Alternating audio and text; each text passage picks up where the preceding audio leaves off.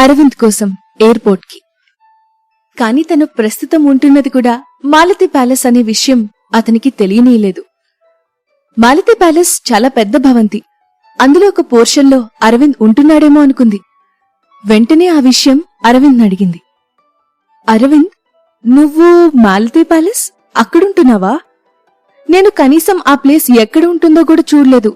నా రూమ్ వేరే వైపు ఉంది కదా, నన్నిక్కడే దించేయ్, నేను వెళ్ళిపోతాను అంది.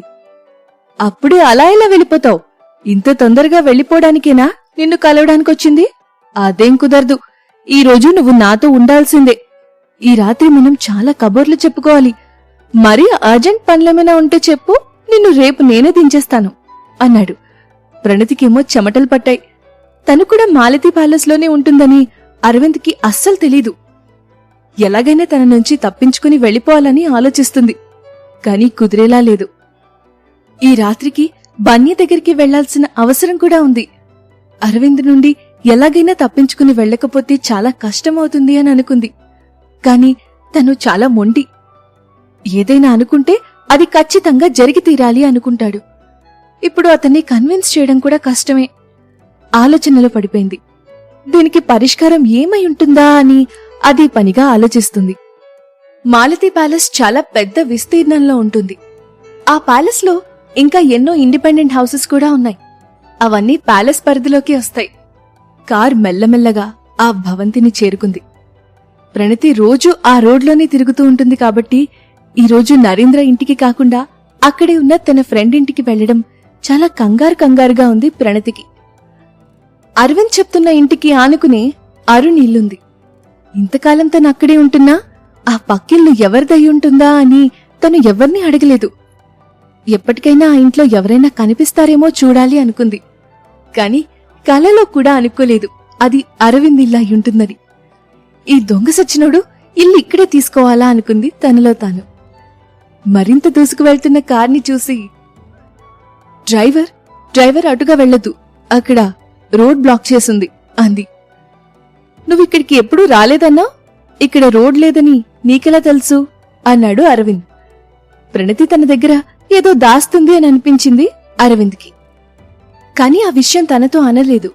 అనవసరంగా ఎందుకు అనుమానించడం అని అనుకున్నాడు. ఇంతకు ముందు టర్న్లో అక్కడ బోర్డు కనిపించింది అరవింద్ అంది. ఆ రోడ్ 2 రోజుల క్రితం బాగా తాగి ఉన్న ఒక ధనవంతుడు చేసిన రోడ్డు ప్రమాదం వల్ల ఆ రోడ్ని క్లోజ్ చేశారు. అది ప్రణతి ప్రత్యక్షంగా చూసింది. అందుకే తనకి ముందే తెలుసు. లక్కీగా అక్కడ sign board road under maintenance అని కనిపించడం వల్ల ప్రణతి చెప్పింది నిజమేనని నిర్ధారించుకోగలిగాడు అరవింద్. ఇంత సమస్య ఎందుకు ఫీల్ అవ్వడం? అరవింద్కి నిజం చెప్తే పోతుంది అని కూడా అనిపించింది ప్రణతికి. నరేంద్ర దగ్గర ఉండడానికి ఆమెకు అన్ని రకాల న్యాయమైన కారణాలు ఉన్నాయి. కాని ఒక్కసారి అది చెప్పడం మొదలు పెడితే మాత్రం అరవింద్కి పూసగుచ్చినట్లు ప్రతి విషయం చెప్పాల్సొస్తుంది. అంత తలనొప్పెందుకు, మౌనంగా ఉండడమే మేలనుకుంది. ఈ ప్రదేశం చాలా శుభ్రంగా ఉంది. బాగా డబ్బున్న వాళ్లు కదా, రోడ్లు కూడా ఇళ్లలాగే నీటిగా ఉంచగలుగుతున్నారు. కాని ఈ ఇల్లు సిటీకి చాలా దూరంలో ఉంది కదా సార్. రోజు ఇక్కడి నుండి ప్రయాణం చేయడానికి చాలా కష్టమవుతుంది. మీరు సిటీలోనే ఒక అపార్ట్మెంట్లో ఫ్లాట్ తీసుకుంటే చాలా బెటర్ అన్నాడు డ్రైవర్ విశ్వనాథ్. ఆ మాట విని ప్రణతి చాలా సంతోషించింది. అవునవును, చాలా దూరం. చూడండి, అక్కడి నుంచి ఇక్కడికి రావడానికి ఎంత సమయం పట్టిందో. అందుకే సిటీలోనే ఉంటే చాలా బాగుంటుంది. ఏదో ఒక రోజు అరవింద్కి విషయం తెలిస్తే తనతనికి వివరణ ఇవ్వలేను అన్న భయంతో. సరే చూద్దాం. కొంతకాలం నాకు ప్రశాంతంగా ఇలా సిటీ శబ్దాలకి దూరంగా ఉండడమే నాకిష్టం.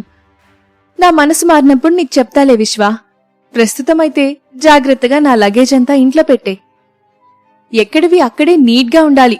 నాకు మళ్ళీ వెతుక్కోవడం, అదెక్కడుంది ఇదెక్కడుంది అని నీకు కాల్ చేసి అడగడం చాలా చిరాకు అని అన్నాడు. తప్పకుండా సార్, కానీ మీరు మర్చిపోవద్దు, రేపు మీకొక ఇంపార్టెంట్ మీటింగ్ ఉంది. దానికి తప్పకుండా వెళ్ళాలి. కాస్త తొందరగా నిద్రపోయే ప్రయత్నం చేయండి. నేను రేపు ఉదయాన్నే వచ్చేస్తాను అని చెప్పి వెళ్లిపోయాడు విశ్వనాథ్. కాని వీళ్ళిద్దరూ రేపుదయాన్నే లేవడం కష్టమే. కార్లో వస్తున్నప్పుడు చాలా కబుర్లు చెప్పుకోవాలి అన్నాడు అరవింద్. ఇంకా వాళ్ల మధ్య ఎలాంటి రిలేషన్ ఉందో నాకు తెలీదు. రేపొచ్చి వీళ్లని లేవమని అడుక్కునే పని లేకుండా ఉంటే చాలు అనుకున్నాడు. తర్వాత ఆ ఇద్దరూ ఇంట్లోకి బయలుదేరారు. దాదాపు నరేంద్ర ఇల్లు ఉన్నట్టుగానే ఆ ఇల్లు కూడా ఉంది. ప్రణతికి ఆ ఎన్వైర్న్మెంట్ లో ఉండడం కొత్తేమీ కాదు. మెల్లగా ఇంట్లో ఒక్కో గదిని చూస్తూ నరేంద్ర ఇంటితో పోల్చుకుంటుంది. కాని అరుణుండి పోర్షన్ మాత్రం తన టేస్ట్ కి తగ్గట్టు కాస్త భిన్నంగా ఉంటుంది. ప్రణతి కిటికీ దగ్గర నిలబడి బయటికి చూస్తుంటే తనకి అక్కడ ఒక పెద్ద గోల్ఫ్ కోర్స్ కనిపించింది. అంత రాత్రి సమయంలో అక్కడ ఎవరో కూర్చునున్నారు. నరేంద్ర అయ్యుంటారా అని ఊహించింది ప్రణతి. కాని అంత ఒంటరిగా అక్కడ ఎందుకు కూర్చుంటారు అనుకుంది. అరవింద్ కోసం బయటికొచ్చే ముందు నరేంద్రని ఏమైనా హర్ట్ చేస్తానేమో అని ఆలోచించడం మొదలుపెట్టింది. తనకి బాగా తెలుసు అబ్బాయిలు మనసులో ఏముంటే ఎలా మాట్లాడతారో. నరేంద్ర ఒక్కసారిగా బయటికి వెళ్దామా అని అడగడం ప్రణతికి చాలా ఇబ్బందిగా అనిపించింది. తను ఒక గెస్ట్ గా మాత్రమే అక్కడుంది. తనని నరేంద్ర మరీ చనువుగా తీసుకుంటున్నారేమో అనుకుంది. ఇంకో పక్క అరవింద్ ఇంట్లోకి వచ్చి రాగానే సందడి చేస్తున్నాడు. వాళ్ళమ్మకి ఫోన్ చేసి మాట్లాడుతూ అటూ ఇటూ తిరుగుతున్నాడు. ప్రయాణం ఎలా జరిగింది వంటి విశేషాల్ని చెప్తున్నాడు. హే ప్రణతి, ఏమైనా తింటావా అని అడిగాడు కాల్లో ఉండగాని. లేదు, ఇంతకుముందు ఎయిర్పోర్ట్కి వచ్చినప్పుడే అక్కడ తినేశాను. నువ్వు తిన్నావో లేదో తినేసే, నేను కావాలంటే కంపెనీ ఇస్తాను అంది. తన బ్యాగ్లోనే ప్యాక్ చేసున్న ఫుడ్ ఐటమ్స్ ని ఒక్కొక్కటిగా తీసి తన డిన్నర్ కానిచ్చేశాడు. తర్వాత లివింగ్ రూమ్ లో తన వీడియో గేమ్ సెట్ అరేంజ్ చేసుకున్నాడు.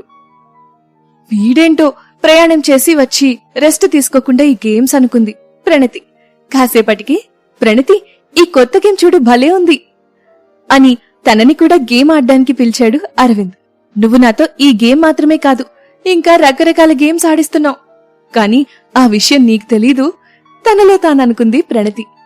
విశ్వనాథ్కి చెప్పినట్టే అన్నీ ఎక్కడవక్కడే పెట్టేసి వెళ్ళిపోయాడు. తను అమెరికా నుండి తెచ్చుకున్న వైన్ ని ఫ్రిడ్జ్ లో ఉంచాడు.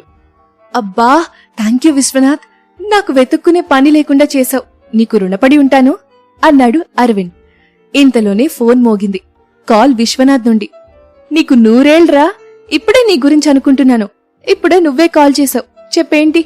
ఏదైనా మర్చిపోయావా ఇక్కడ అడిగాడు అరవింద్. అదేం లేదు సార్, మీరు రేపు మీటింగ్కి వెళ్ళాలి కదా, కొంచెం తొందరగా నిద్రపోండి, మర్చిపోవద్దు అని చెప్పాడు. అరవింద్కి కోపం వచ్చింది.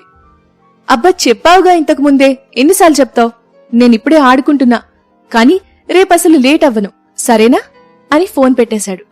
ఇంతలోనే ఇంకో రింగ్ మోగింది. కాని అది ఫోన్ నుండి కాదు, డోర్ బెల్. ఈ టైంలో ఇక్కడ ఎవరై ఉంటారు? నేనిక్కడ ఉంటున్నానని కూడా ఎవరికీ తెలియదు కదా అని అనుకున్నాడు. పైగా ఆ ప్రదేశంలో ఉండేది చాలా తక్కువ మంది. పక్కింటి వాళ్ళు వచ్చే అవకాశం ఉంటుంది. ఇది మరీ సిటీ కాదు, పక్కిల్లనే పేరే గాని ఆ ఇల్లు చాలా దూరంలో ఉంటుంది. ఎవరో చూడాలనే ఆసక్తితో డోర్ దగ్గరికి వెళ్లబోయాడు అరవింద్. అరవింద్, బాబూ, నీ ఫాలోయింగ్ ఇంతకు ముందే ఎయిర్పోర్ట్లో చూశాను. నిన్ను ఎవరో ఫాలో అయ్యి ఇక్కడి దాకా వచ్చారనిపిస్తుంది. మీడియా వాళ్ళయి ఉండొచ్చు కదా, నేను కూడా ఇక్కడే ఉన్నాను, కొంచెం ఆలోచించి డోర్ తీ అంది. ముందే తనపై ఉన్న పుకార్ల నేపథ్యంలో ప్రణతి చాలా కంగారు పడింది. ఒకవేళ నిజంగా మీడియానే అయితే వాళ్ల నుండి తప్పించుకోవడం చాలా కష్టం. రేపు ఉదయాన్నే పేపర్లో, సోషల్ మీడియాలో పోస్టుల్లో అప్పుడే అమెరికా నుండి వచ్చిన అరవింద్ ని చూడకుండా ఉండలేకపోయిన ప్రణతి. ఆ రాత్రి అక్కడ ఆమెకి ఏం పని? ప్రణతిపై వస్తున్న పుకార్లన్నీ నిజమే, ఇదిగో ఇదే సాక్ష్యం, ఇలా వార్తలు వస్తాయనేది ఆమె భయం. అయినా అరవింద్ ఆమె మాటల్ని పట్టించుకోలేదు. అలాగే ముందుకు వెళ్లి డోర్ తీయబోయాడు. ప్రణతి ఆపే ప్రయత్నం చేసింది. అసలెందుకు భయపడాలి? మీడియా అయితే ఏంటి, ఇలా పడుకునే సమయంలో వచ్చి డిస్టర్బ్ చేస్తే వాళ్లది తప్పవుతుంది తెలుసా? నువ్వేం కంగారు పడుకు, నన్ను డోర్ తీని అంటూ ఒకసారి సీసీటీవీ చెక్ చేశాడు అరవింద్. బయట నిలబడి ఉన్నది నరేంద్ర కుమార్. నరేంద్ర గారా? ఆయన ఈ టైంలో ఇక్కడికెందుకొచ్చారు అన్నాడు అరవింద్. ప్రణతికి నోట మాటే రాలేదు. ఇంక లోపలికి వెళ్లి దాక్కోవడం ఉత్తమం అనుకుంది. సరే, నువ్వు చూస్తూ ఉండు, నేను స్నానానికి వెళ్తున్నాను అంటూ లోపలికి వెళ్లిపోయింది ప్రణతి. అరవింద్ ఆయన్ని ఎలా రిసీవ్ చేసుకోవాలా అని ఆలోచిస్తున్నాడు. డోర్ బెల్ మరోసారి మోగింది. అరవింద్ వెంటనే డోర్ తీశాడు. ఆయన్ని ఎక్కువసేపు అలా నించోపెట్టడం కరెక్ట్ కాదు అనుకుని తనంటే భయపడే వాళ్లతో అరవింద్ కూడా ఉన్నాడు. హలో నరేంద్ర గారు, మీరిక్కడ ఇలా అని అడిగాడు అరవింద్. నువ్వొచ్చావని ఇప్పుడే డ్రైవర్ చెప్పాడు. ఒకసారి పలకరించి వెళ్దామని వచ్చాను. ఎలా జరిగింది ప్రయాణం? అలాగే మీ అమ్మ నీకోసం ఇవి పంపించారు. ఈ ఇంట్లో ఎవరూ లేకపోవడంతో మా ఇంట్లో ఇచ్చేసి వెళ్లారు. రేపుదయం ఇవ్వొచ్చు కాని ఏమైనా తినే పదార్థాలేమో, బాగా రాత్రైపోయింది కదా, నువ్వేమైనా తిన్నావో లేదో అని తీసుకొచ్చాను అన్నాడు నరేంద్ర. మీ పనివాళ్లతోనో డ్రైవర్తోనో పంపించుండొచ్చు కదా సార్, మీకెందుకండి ఇంత శ్రమ అన్నాడు అరవింద్. అయ్యో పర్లేదు అరవింద్, ఇంటి పక్కనే కదా, తప్పేముంది, ఫ్రెండ్లీగా వచ్చాను. సరే ఇంకేంటి విషయాలు? ఇండియాలో ఎంతకాలం ఉంటున్నావు అని అడిగాడు నరేంద్ర. ఈసారి మళ్లీ అమెరికా వెళ్లే అవకాశం ఉండదు అనుకుంటున్నాను. నాకిక్కడే ఉండిపోవాలనుంది. ఇక్కడ సినిమా ఇండస్ట్రీ బాగా అభివృద్ధి చెందుతోంది. అక్కడ అమెరికాలో కష్టపడ్డం కన్నా ఇక్కడే ఉండి పని చేసుకోవడం బెటర్ అనుకుంటున్నాను అన్నాడు అరవింద్. ఓ, మంచి నిర్ణయం తీసుకున్నావు. నువ్వు చెప్తున్నది కూడా నిజమే. ఇక్కడ సినిమా బాగా డెవలప్ అవుతుంది. నువ్వు ఇక్కడే ఉండి అలా చేయొచ్చు. మంచి అవకాశాలు కూడా ఉన్నాయి చెప్పాడు నరేంద్ర. హా అవును నరేంద్ర గారు. ఇప్పుడు బన్నీ ఎలా ఉన్నాడు? అలాగే అల్లరి చేస్తున్నాడా అడిగాడు అరవింద్. ఇప్పుడు చాలా బెటర్గా ఉన్నాడు చెప్పాడు నరేంద్ర. అరవింద్ ఒక్క నిమిషం, ఇప్పుడే వస్తాను అని చెప్పి లోపలికి వెళ్లాడు. తన బ్యాగ్లో ఉన్న బొమ్మ ఒకటి తీసుకునొచ్చారు. ఇదిగోండి నరేంద్ర గారు, ఇది బన్నీ కోసమే తెచ్చాను. నేను అమెరికాలో ఉన్నప్పుడు బన్నీ నాకు తరచూ గుర్తొచ్చేవాడు.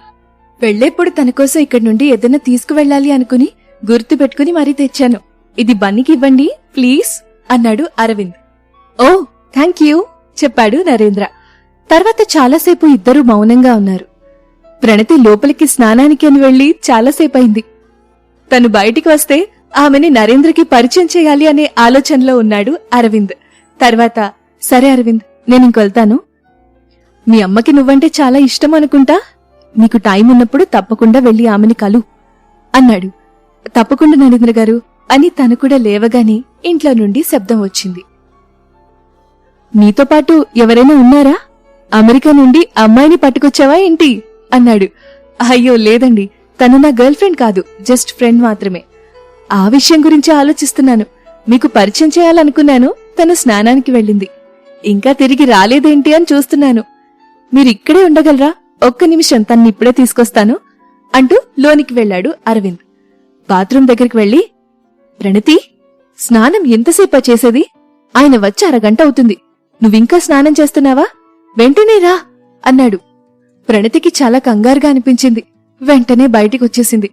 తడి జుట్టుతో, చెప్పులు లేని పాదాలతో సరిగ్గా తుడుచుకోకుండానే వచ్చి నరేంద్ర ముందు నిలబడింది.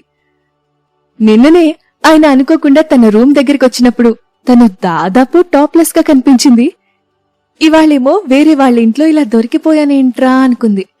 నరేంద్ర ప్రణతిని అక్కడ చూసి ఆశ్చర్యపోయాడు. ఒక్క క్షణం అతనికి ఏం మాట్లాడాలో అర్థం కాలేదు. ముగ్గురి మధ్య హాయి డ్రామా.